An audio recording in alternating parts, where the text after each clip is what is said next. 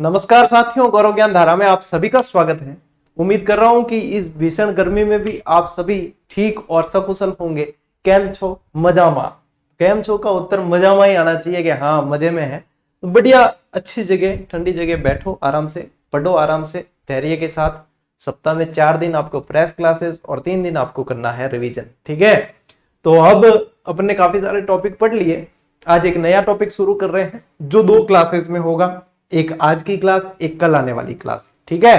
तो आज अपन जो है मृदा का काफी सारा वर्गीकरण पढ़ लेंगे और कल भी वर्गीकरण भी पढ़ना है और बहुत सारी चीजें। कल की क्लास में अपन लवणीय मृदा, क्षारीय मृदा और उनका इलाज कैसे किया जाता है वो, और वैज्ञानिक विभाजन और वो सब पढ़ेंगे। आज सामान्य वर्गीकरण और बहुत सारी चीजें पढ़ने वाले हैं, ठीक है। तो अब देखो ऐसा है साथियों कि मृदा और मिट्टी वाला टॉपिक जो है सभी भर्ती परीक्षाओं के सिलेबस में देखो तो नहीं होता है, ठीक है। कि सभी सिलेबस में आए नहीं होता, सेकंड ग्रेड में नहीं है, फर्स्ट ग्रेड में भी शायद नहीं है, ठीक है। पशु परिचर, सीईटी वगैरह इनमें पूछ सकते हैं सवाल। कारण क्या है कि इसमें कोई स्पेसिफिक, सीईटी वाला तो स्पेसिफिक सिलेबस है, लेकिन पशु परिचर का कोई स्पेसिफिक सिलेबस भी नहीं है जिसमें अलग से टॉपिक वाइज बताए गए हो। तो पढ़ लेना चाहिए, अभी शांति काल है, अपन पढ़ लेते हैं, छोड़ते नहीं है पीछे, ताकि जिस भी भर्ती में ये काम आएगा उसमें फायदा ही है, ठीक है। और ये मृदा अपन जो पढ़ लेंगे यहाँ से, मृदा यानी कि मिट्टियां पढ़ लेंगे, उसके बाद में आपके सवाल जो है कहीं भी जाने वाले नहीं है, ठीक है। जल्दी जल्दी में देखो, चश्मा ही बोल गो, मने खुद नहीं अजीब लाग रही हो, थाने भी अजीब लगा कि आज गुरुजी क्या है अधूरा अधूरा सा। तो चश्मा ऐसा है कि जहां मुंह धोया वहीं पे रह गया, याद ही नहीं आया, दिमाग में यही था क्लास लेनी है, किसी तरीके से मिस नहीं होनी चाहिए वगैरह, ये चीजें रहती है, ठीक। चलिए कोई बात नहीं, इतो तो दिए कि पढ़ा सकूं, ठीक। अब क्या है, आज पढ़ना है अपन को मृदा। सभी हो जाओ तैयार, ठीक है। मिट्टी से जुड़कर ही पढ़ना है अपन। ये जो है शरीर मिट्टी का, आखिर में मिट्टी में मिल जाना है और आज मिट्टी को ही पढ़ना है, ठीक है। बिल्कुल आराम से अच्छे से करें शुरू। चलिए शुरू करते हैं। अरे कोई नाराज हो गए, सिस्टम भी है, शेर पाची करनी पड़ी। देखो अब आप लोगों को पैनल पे टाइम भी दिख रहा होगा। आप लोगों के लिए जो क्लास है वो आप लोगों को जैसे दिन में 12 बजे मिल रही है ना, तो वो उससे पूर्व संध्या में रिकॉर्ड हुई होती है। अब देखो 7:15 बजे पीछे आपको दिख ही रहा है, तो ये टाइम पे रिकॉर्ड हुई होती है, मतलब फ्रेश क्लास होती है। जो लाइव बैच जिसको बोला जाता है ना, लाइव बैच का मतलब है कि फ्रेश क्लासेस आनी चाहिए, पुरानी पड़ी हुई जो है वो नहीं दें, पुराना पड़ा हुआ माल नहीं बेचे, ठीक है। होना चाहिए बिल्कुल फ्रेश, ये फ्रेश है, ठीक। और अपलोड इसलिए है ताकि आप लोग सिर्फ पढ़ने पे फोकस करें, मेरा भी ध्यान कमेंट पे नहीं जाए, आप लोग भी कमेंट में इतना इंटरेस्ट नहीं ले, तो मोबाइल स्क्रीन आदि, ठीक है। अब देखो यहाँ पे पहली स्लाइड आ गई है। अब देखो मृदा बनती कैसे है। वैसे देखा जाए तो कंपटीशन में आप लोगों को मृदा के संगठन के सवाल नहीं पूछे जाएंगे। संगठन का मतलब होता है बनती कैसे है। जैसे बहुत देखो चट्टाने हैं, चट्टानों से टूट के मिट्टी बनेगी, साधारण सी चीज है जो अपन को भी पता आती है कि मिट्टी क्या है, पत्थरों का बुरादा है एक तरीके से। देखो अब अलग अलग तरीके की मिट्टी हो गई है ना। तो यहाँ पे ये चीज तो क्लियर है, लेकिन संगठन से संबंधित सवाल नहीं पूछते। जहां से जिस तरीके से पूछते हैं वो मैं बता देता हूं। फिर भी अपन जो है इसका मैंने डायग्राम शामिल किया है ताकि आप लोगों को पता चल जाए कि हाँ बेसिक चीज समझ में आ जाए, ठीक है। और ये भी कल की क्लास में बता दिया था कि लगभग 20-25 दिन लगेंगे आप लोगों को भूगोल की वन लाइनर मुझे देने में, ठीक है। और इस बार वन लाइनर जितनी आप लोगों की आशाएं थी, जितना आप लोगों ने पिछली वन लाइनर में देखा था, मतलब चाहे सेकंड ग्रेड में देखा हो फर्स्ट ग्रेड में, उससे डबल अच्छी आप लोगों को मिलने वाली है। यानी कि इतनी मेहनत कर रहा हूं मैं और निरंतर कर रहा हूं, ठीक है। इस बार डायग्राम बहुत सारे शामिल किए जाएंगे, सारनियां बहुत सारी शामिल की जाएगी, यानी कि संकलित चीजें बहुत सारी मिलेगी आप लोगों को। और भी जो नए फैक्ट बन रहे हैं उनको भी अपडेट कर रहा हूं। तो समय तो लग रहा है, लेकिन चीज ऐसी मिलेगी कि उसके बाद में आप लोगों के सामने दूसरे विकल्प जो है वो सारे बंद हो जाएंगे, एक ही विकल्प रहेगा, जीजीडी वन लाइनर, ठीक है। चलो धैर्य रखो, बहुत बढ़िया चीज आप लोगों को देने वाला हूं, ठीक है। चलिए अभी जितने आप क्लास रेगुलर पढ़ते रहो, क्लास पे आधारित ही वन लाइनर आप लोगों को मिलने वाली है। जो नोट्स नहीं भी बना पाते उनको भी चिंता करने की जरूरत नहीं है, वन लाइनर आएगी, आपका काम हो जाएगा। देखो राजस्थान की मृदा या मिट्टियां पढ़ रहे हैं। अब मृदा को क्या कहा जाता है? सॉइल कहा जाता है। क्या कहा जाता है? सॉइल, ठीक है, यानी कि मिट्टी। और ये जो बना है ये लैटिन भाषा के सोलम शब्द से बना है। उत्पत्ति की बात कर रहे हैं अपन, किससे बना है? सोलम से बना है सॉइल। क्या बना है? सॉइल। ये भाषा कौन सी है, लैटिन की है, और इसका अर्थ होता है फर्श यानी कि फ्लोर। फर्श जो नीचे की सतह होती है वो फर्श है, फ्लोर है। अब क्या यहां से प्रश्न बने हैं? बिल्कुल बने हैं, ठीक है, एक दो परीक्षाओं में ही बने हो लेकिन बने हैं। तो अपने को क्या ध्यान रखना है, मिट्टी को सॉइल कहा जाता है, सोलम से बना है, लैटिन भाषा का शब्द है और इसका अर्थ होता है फर्श। बस इनके बाद में ध्यान रखना है हमारा पेडोलॉजी, ठीक है, क्या ध्यान रखना है? पेडोलॉजी। मृदा का जो अध्ययन होता है वो पेडागोजी नहीं है, ठीक है, पेडागोजी नहीं है, पेडोलॉजी, ये कहलाता है पेडोलॉजी, ठीक है। क्या ध्यान रखना है? मृदा का अध्ययन, मिट्टी का जो है अध्ययन है वो पेडोलॉजी कहलाता है। जिस शाखा में मिट्टी का अध्ययन किया जाता है, मृदा का अध्ययन किया जाता है, वो पेडोलॉजी कहलाता है।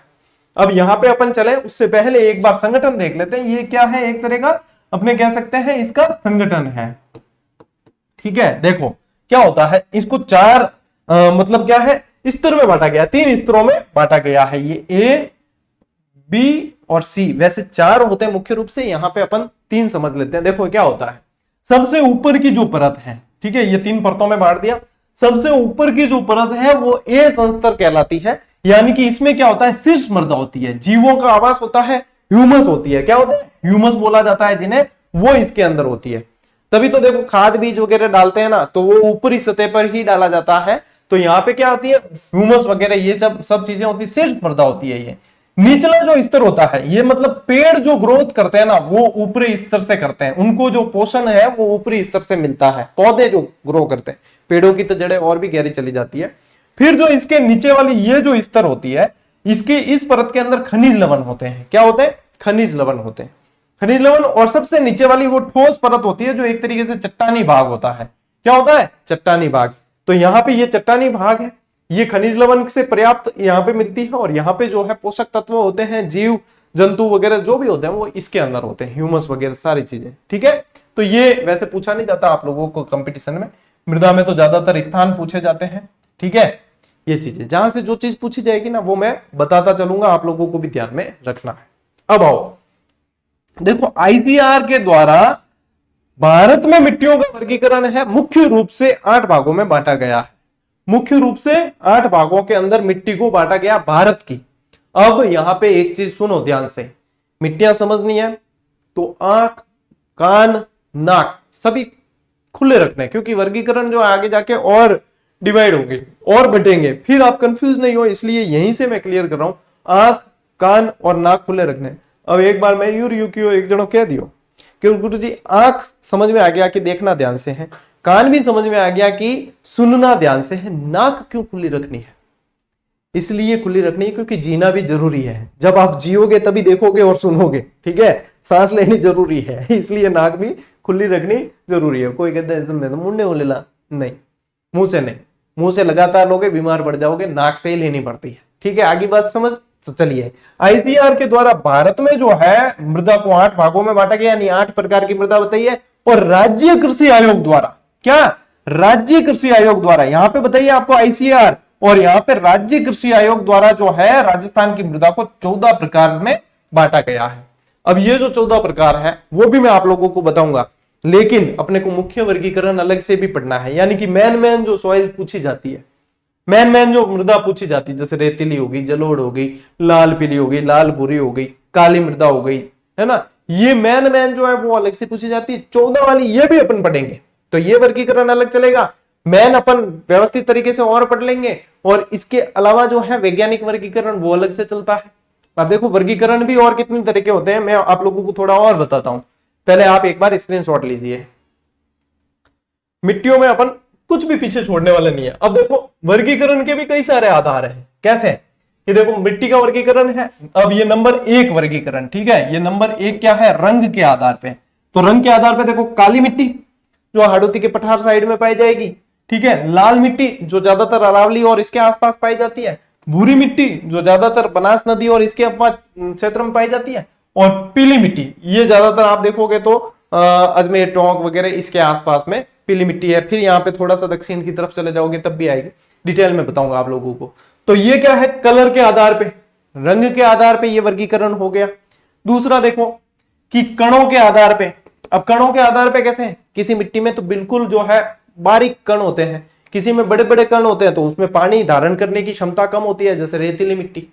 तो रेतीली मिट्टी में क्या होगा भाई, उड़ती है, कण बड़े बड़े होंगे तो क्या होगा कि उड़ेगी, वो एक दूसरे से चिपक के नहीं रहेगी, तो पानी भी उसमें ज्यादा टिकता नहीं है, पानी नीचे उतर जाता है ना।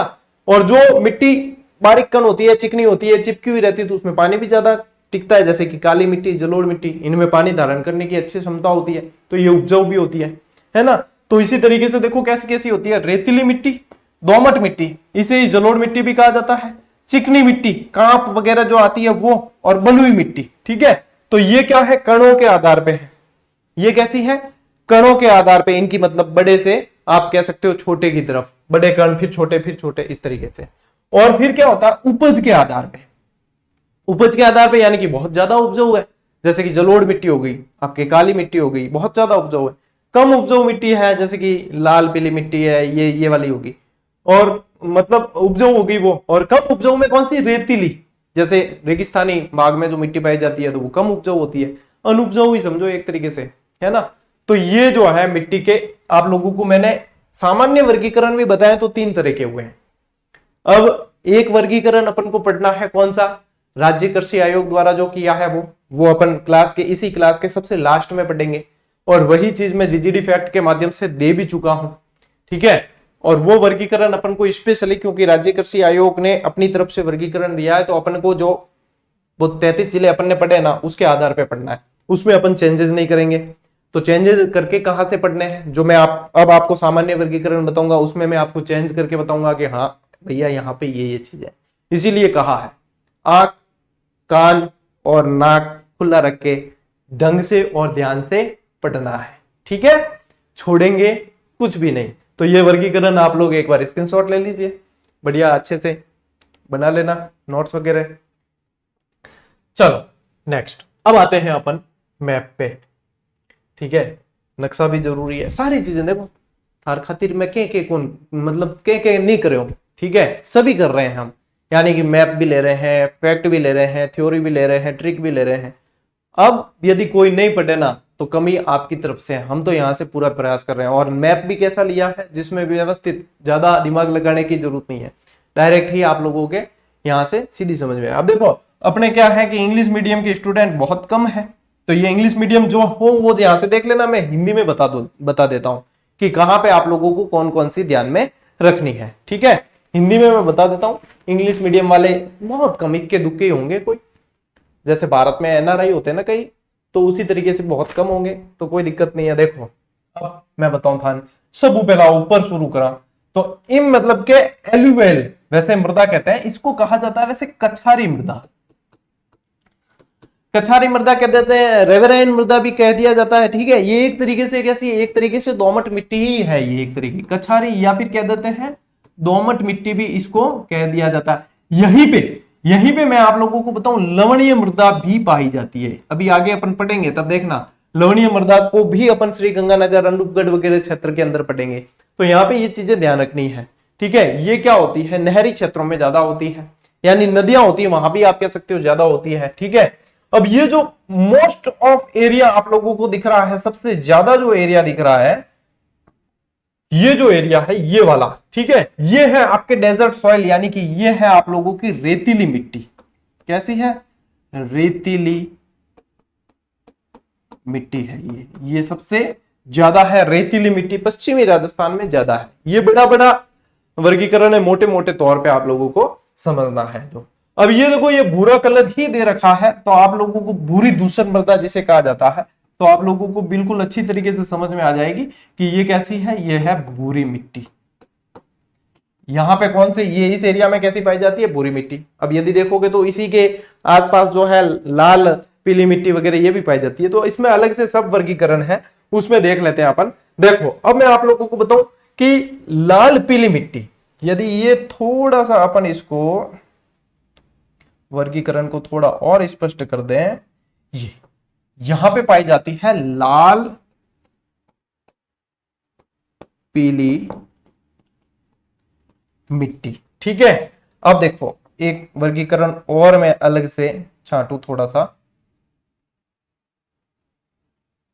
ये थोड़ा सा जो एरिया है ये वाला, ये जो है आप लोगों के यहाँ पे स्पेशली पाई जाती है, थोड़ा सा और मतलब यहां तक कवर कर लेंगे अपन। यहाँ पे जो पाई जाती है वो लाल लोमी मिट्टी,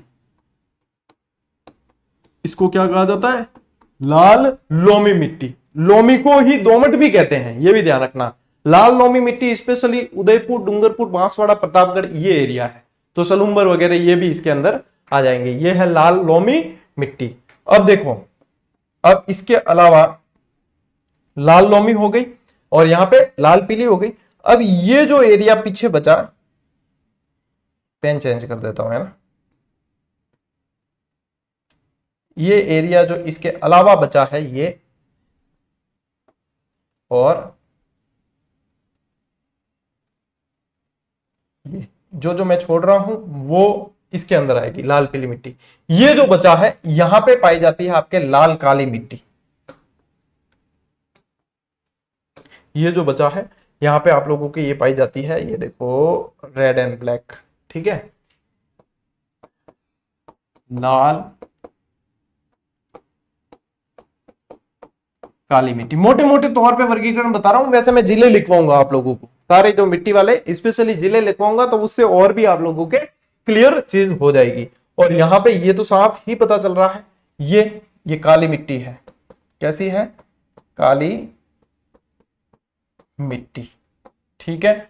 अब चूंकि ये वाला एरिया है ना, ये देखो, लाल काली, लाल पीली, लाल लोमी, तो लाल से रिलेटेड रहती है, थोड़ा थोड़ा सब वर्गीकरण है, मतलब कि आप कह सकते हो कि उप विभाजन वो है, थोड़ा सा यहां पे ध्यान देना है। बाकी अपने जो है सीधी सीधी समझ में आ रही है। फिर भी अब चलते हैं अपन जिले के अनुसार, मतलब मिट्टी और उनके जिले और प्रकृति पढ़ लेते थोड़ा सा।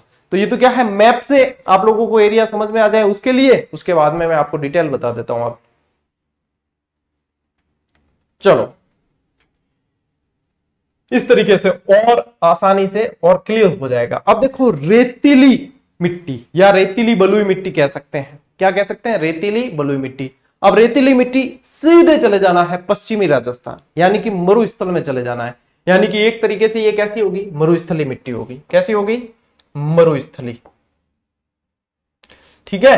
देखो विशेषता क्या है, मरुस्थली मिट्टी कैसी होगी, मोटे कण होंगे जो आपस में चिपकेंगे नहीं, इसीलिए आप देखो कि वायु अपर्दन ज्यादा होता है, उड़ती ज्यादा है, ठीक है ना, चिपकेगी नहीं आपस में।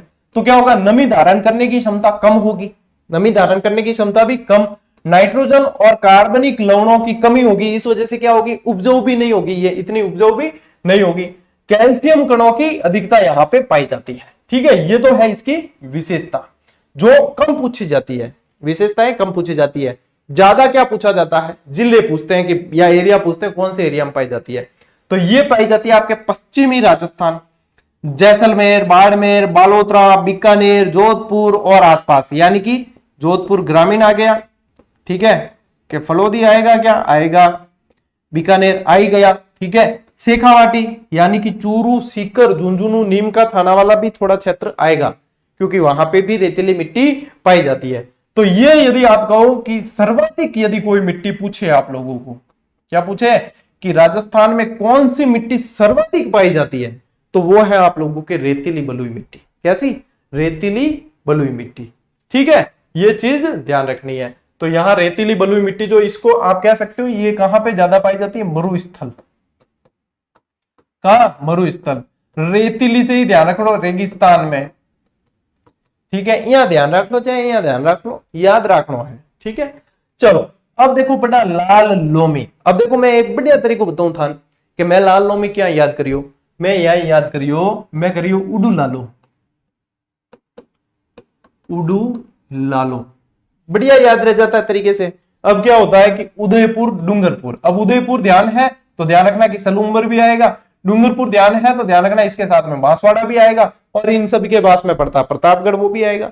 लालो यानी कि लाल लोमी, लाल लोमी, इसी को दोमट भी कहते हैं, लोमी को दोमट भी कह दिया जाता है, तो लाल लोमी इस तरीके से याद रह जाएगी। अच्छा, वैज्ञानिक वर्गीकरण भी मैं आप लोगों को कल वाली क्लास में इसी तरीके से याद करवा दूंगा, चिंता नहीं करनी है। विशेषता क्या है, कण इसके बारीक होते हैं, नमी धारण करने की क्षमता होती है, ठीक ठाक होती है, कण बारीक होंगे तो नमी रहेगी अंदर, ठीक है। पोटास और लोह तत्वों की अधिकता होती है, नाइट्रोजन और फास्फोरस की न्यूनता होती है, बिल्कुल नहीं तो नहीं कह सकते अपन, लेकिन कम, ठीक है। क्योंकि यहाँ पे भी क्या होता है, पहाड़ी एरिया है थोड़ा सा ये। अब वितरण देखो, उदयपुर, डूंगरपुर ध्यान रख लो, उडू तो सलूम्बर, बांसवाड़ा, चित्तौड़गढ़ आ गया, साथ में ध्यान रख लो प्रतापगढ़ भी है यहाँ आसपास ही। ठीक है, तो मिट्टी क्या है, आसपास भी पाई जाती है। तो ये चीजें जो है आप लोगों को उड़ू लाल लोमी के अंदर ध्यान में रखनी है। लीजिए स्क्रीनशॉट। ओ भैया आगे सब इंपॉर्टेंट मिट्टी है, काली मिट्टी, इसी को कहा जाता है वर्टिसॉल्स भी कहते हैं, इसी को रेगुर मिट्टी भी कहा जाता है। अब वर्टिसॉल्स जो नाम आया, जैसे कि जलोढ़ मिट्टी को अल्फीसॉल्स भी कहते हैं, ये वैज्ञानिक विभाजन जो अपन कल की क्लास में पढ़ेंगे।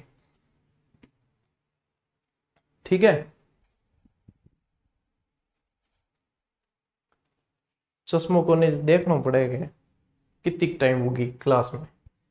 काली मिट्टी, कैसी मिट्टी है, काली। विशेषता क्या होगी, बारीक कण होंगे, नमी धारण करने की उच्च क्षमता होगी इसके अंदर। काली मिट्टी बहुत उपजाऊ होती है, तो नमी भी ज्यादा रहती है। ये काली मिट्टी जो है कपास वगैरह की फसल के लिए बहुत ज्यादा उपयोगी होती है। ठीक है, तो देखो इसके अंदर क्या खासियत होती है, और कैल्शियम और पोटास की प्रधानता होती है। कपास और नकदी फसलों के लिए तो ये बहुत सर्वोत्तम मिट्टी है, इसलिए यहाँ हडोती साइड में जो है कपास वगैरह ज्यादा होता है। ठीक है, अब वितरण देखो, राज्य के दक्षिण पूर्वी भाग में या पठारी क्षेत्र में, यानी कि क्या याद रखना है आप लोगों को, बाबू जाको, बाबू जाको, बाराबूंदी, झालावाड़, कोटा। यदि आप सच्चे जेजेडियंस है तो आप लोगों को ये बाबू जाको कहते ही पता चल जाता है कि हाँ क्या आया है अब। ठीक है, ऐसे कैसे पिछली स्लाइड में क्या बताया, उडू लालो, यहाँ पे बाबू जाको। यह तरीके को याद करो कि पाछो बोलने नाम ही नहीं लेना है। और मतलब ये जो समय है ना, इस समय की कदर करना, इसकी कीमत पहचानना, कि यही शांति काल में की हुई मेहनत आप लोगों को सफलता तक ले जाएगी। ऐसे का ऐसे मैं साल, 1.5 साल, 2 साल समझ लो आप, 1.5-2 साल पहले की जो स्टूडेंट पढ़ रहे थे उनको भी कहा करता था शांति काल में पढ़ो। सेकंड ग्रेड का बैच 1 साल चला था पूरे। अपने तो नया बैच तो लेते ही नहीं, एक ही बैच लेते हैं। और क्योंकि अपने को वो है ही नहीं कि हाँ इसको पूरा करो नया लो, इसको पूरा करो नया लो, ये सिस्टम अपने से होता ही नहीं है और अपन इसके लिए करते ही नहीं है प्रयास। ठीक है, एक ही बैच होता है, वो सेकंड ग्रेड का एक कंटिन्यू बैच चलाया। रिकॉर्ड सिलेक्शन हुए हैं सेकंड ग्रेड के अंदर। जो जीके के मामले में कह सकता हूं मैं, जीके पूरा यहां से पढ़ा, अभ्यास पूरा यहां से किया, और जीके की बुक्स भी अपनी ही पढ़ी थी। और सारे के सारे लगभग जो जिन्होंने कहना माना, सीरियसली शांति काल का फायदा उठाया, वो सभी पोस्टेड है। आज की तारीख में वो 23-24 हजार 25 हजार सैलरी उठा रहे हैं, और आने वाले समय में वो 50 हजार से ज्यादा सैलरी उठाने वाले हैं। और यही चीज आप लोग भी समझ जाओगे तो उसी श्रेणी में आप भी शामिल हो जाओगे, क्योंकि ये कंटिन्यूटी, ये शांति काल का फायदा जो उठाएगा ना, वही जो है गढ़ जीत लेगा। हकीकत बात है, विश्वास नहीं हो तो कभी भी आके कमेंट चेक कर लिया करो, या फिर जिस समय उन भर्तियों के रिजल्ट आए थे उस समय के टेलीग्राम पे जाके स्क्रीनशॉट देख लेना। हमारे लिए काउंटेबल नहीं थे इतने सिलेक्शन हुए कि हम सबके स्क्रीनशॉट भी नहीं ले पाए। हमने कहा भाई महाराज थोड़े बहुत होते तो हम ले भी लेते, फिर हमने कहा हम स्क्रीनशॉट सभी के नहीं डाल सकते, कि अब जो है आप सभी को शुभकामनाएं, और करो बढ़िया, मौज करो, राज करो। और अब जो है हमें आगे की जिम्मेदारियां संभालनी है, इसीलिए आप लोगों के लिए फिर से क्लासेस जो है चल रही है। तो इस शांति काल का फायदा उठाना है। 5 मिनट 3-4 मिनट का मोटिवेशन यदि आप लोगों को जगा दे तो समझ लो कि ये सफल हुआ। जलोढ़ मिट्टी, इसी को कछारी मिट्टी भी कहते हैं। ठीक है, इसी को आप कह सकते हो दोमट मिट्टी भी कहते हैं, और अल्फीसॉल्स भी कहा जाता है। ये मैदानी भाग में ज्यादा होती है। सबसे ज्यादा कहां पाई जाती है, ये मैदानी भाग में, यानी कि ये नदियों द्वारा बहा कर लाई जाती है। ठीक है, अब जैसे अपन पढ़ते हैं नवीन जलोढ़, पुरानी जलोढ़, वो खादर बांगर वाली बात होगी जो आप लोगों को मैंने भौतिक विभाजन में पढ़ा दिया था। विशेषता क्या होती है, नमी धारण करने की उच्च क्षमता है, उपजाऊ मिट्टी होती है, फॉस्फेट और कैल्शियम की कमी लेकिन नाइट्रोजन की बहुलता होती है। ठीक है, ये भी कैसी है, उपजाऊ मिट्टी है। वितरण कहां है, राज्य के पूर्वी मैदान में, और आप क्या कह सकते हो, श्री और लिखना है यहाँ। ठीक है, पूर्वी मैदान के तो जिले लिखने ही है, श्री गंगानगर, हनुमानगढ़, अनूपगढ़ भी लिख लेना। ठीक है, इसमें पाई जाती है। अब पूर्वी मैदान के जिले आप लोगों को लिखने हैं, क्योंकि पूर्वी मैदान जो है वो मैं पढ़ा चुका हूं, और आप लोगों को मैप पे भी ध्यान होना चाहिए। जैसे तो थोड़ा सा बता दूं आइडिया, जयपुर से शुरू करो, जब भी मैदानी भाग आए जयपुर से शुरू करो। जयपुर तो जयपुर ग्रामीण, जयपुर से ही टूट के बना दूध। ठीक है, जयपुर से टूटा कोटपुतली बेवरोड, अलवर आ गया तो अलवर से फिर खैरतल तिजारा, ठीक है। भरतपुर ले लेना, भरतपुर से टूट के बना डीग। धौलपुर ले लेना, सवाई माधोपुर लेना, सवाई माधोपुर और करौली से टूट के बना गंगापुर सिटी, ठीक है। टोंक ले लेना, टोंक से टूट के बना केकड़ी, थोड़ा सा अजमेर से भी हिस्सा लिया है। इस तरीके से दौसा, सवाई माधोपुर, ये वाला एरिया, तो ये सारे जिले इसके अंदर आएंगे। और जिस तरीके से मुझे याद है कि कौन से कहां से टूट के ये बना है वो बना है, मुझे बोले रात को नींद में से उठा के आप पूछो, मेरे ये चीज कभी गलत नहीं होगी कि हाँ कहां से क्या बना है। इसीलिए हमारी जितनी भी बुक आती है, मैं जब तक मैं खुद प्रूफ रीडिंग नहीं करूं मैं देता नहीं हूं, क्योंकि नए जिलों के अनुसार अपडेट होना बहुत जरूरी है, ठीक है। इसी तरीके से आपको भी अपडेट रहना बहुत जरूरी है। ये चीजें मैं बार बार कहता हूं, इसीलिए कई जगह मैं छोड़ता हूं ये चीज कि ये आप अपडेट करो, ठीक है। मुझे क्या समय लगे, मैं तो खुद ही लिख देता, यहाँ पे लिख के लिया था, लेकिन ये चीज जब आप अपडेट करोगे तो आपके अंदर खुद के अंदर वो शैली आ जाएगी कि नए जिले हम खुद छांट सकते हैं। स्क्रीनशॉट लीजिए, देखो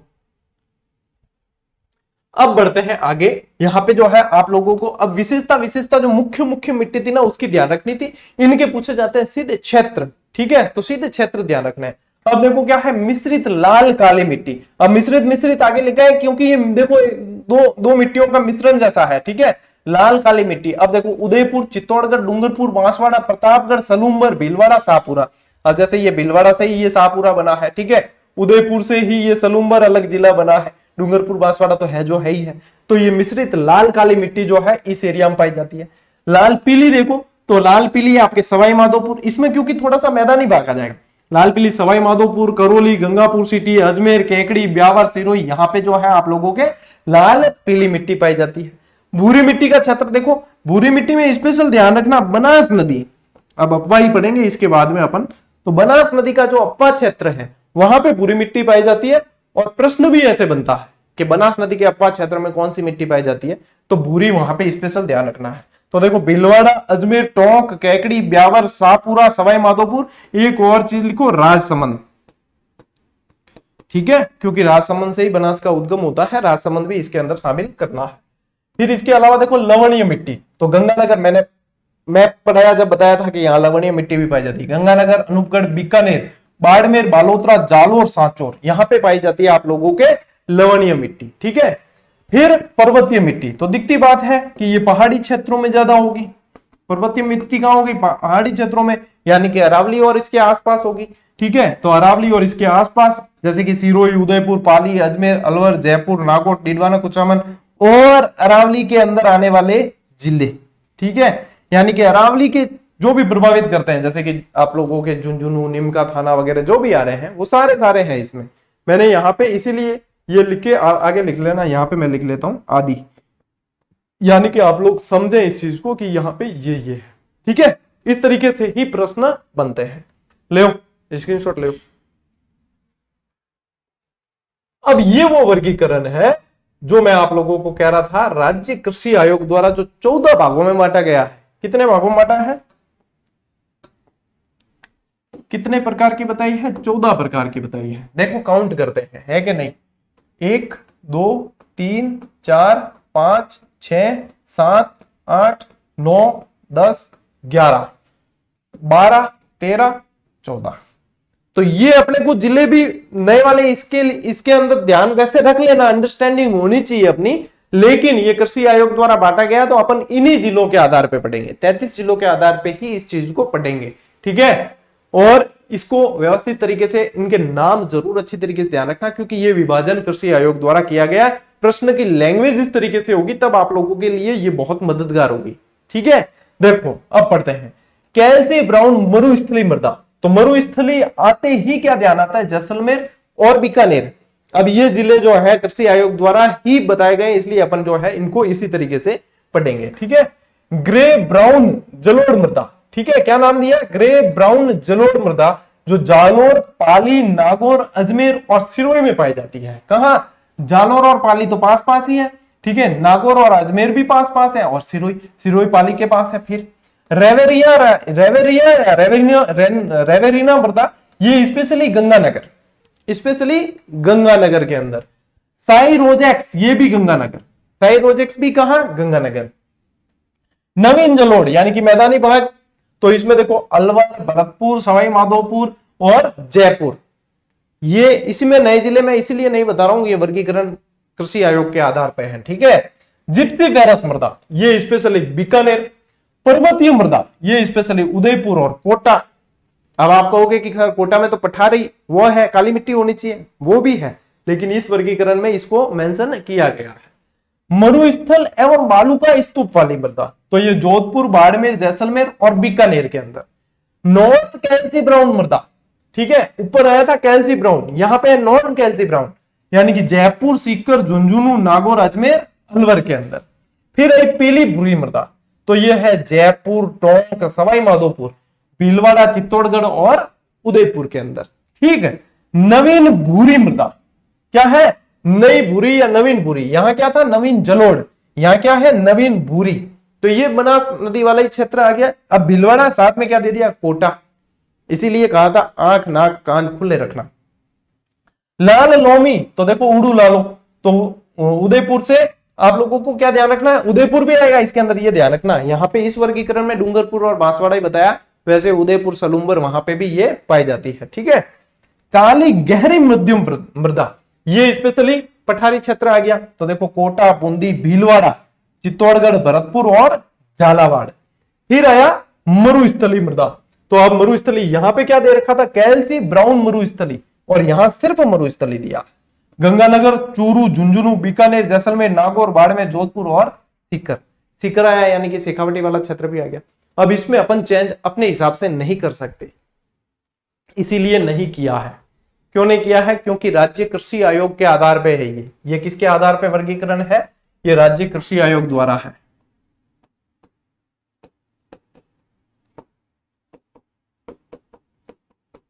यहां पे लिखा भी कृषि विभाग द्वारा, ठीक है, राज्य कृषि आयोग द्वारा स्पेशल वर्गीकरण 14 प्रकार का पढ़ते हैं। वैसे तो पूछा तो क्या जाता है, सिर्फ ये पूछते हैं कि कितने भागों में बांटा है, 14 भागों में बांटा है।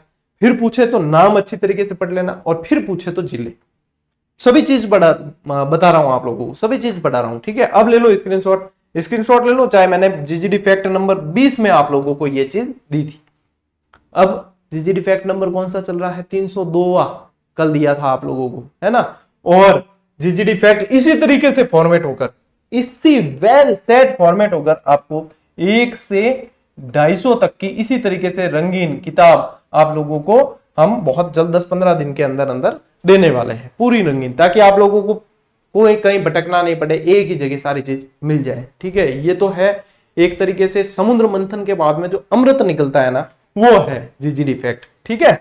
मिल जाएगी आपको बुक, चिंता मत करो। और इसी के साथ अपना ये आज की जो क्लास है वो भी पूरी हुई, और अभ्यास जो करना चाहते हैं, चाहे सीईटी का, चाहे पशु परिचर, सेकंड ग्रेड, फर्स्ट ग्रेड, जो भी करना चाहते हैं, ऐप पर जाओ, जीजीडी ऐप पर लागत मूल्य के अंदर टेस्ट सीरीज दे रखी है, टॉपिक वाइज टेस्ट सीरीज, जो राजस्थान की number 1 topic wise test series है। क्योंकि यहाँ पे किसी एक टॉपिक के 4-5 सवाल नहीं, एक टॉपिक के जितने सवाल बनते हैं सभी दिए जाते हैं, विद एक्सप्लेनेशन है। बढ़िया तरीके से अभ्यास करो और अपने आप को आगे लेकर जाओ इस भर्ती की दौड़ में, ठीक है। अपन मिलते हैं साथियों अगली क्लास में, अगले वीडियो के अंदर। तब तक के लिए राम राम, जय हिंद।